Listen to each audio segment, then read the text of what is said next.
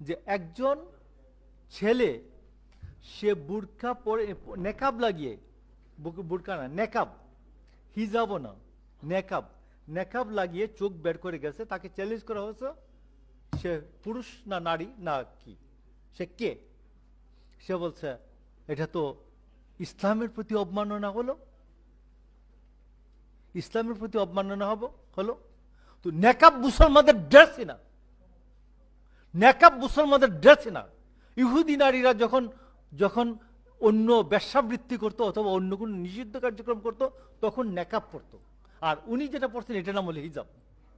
হিজাব হইল মুসলমানের ড্রেস, বাট নেকাব মুসলমানের ড্রেসই না। কেউ বলবেন না যদি ইয়ে হয়, মব হয়। আমি বললাম অন্যরা বলা শুরু করেন।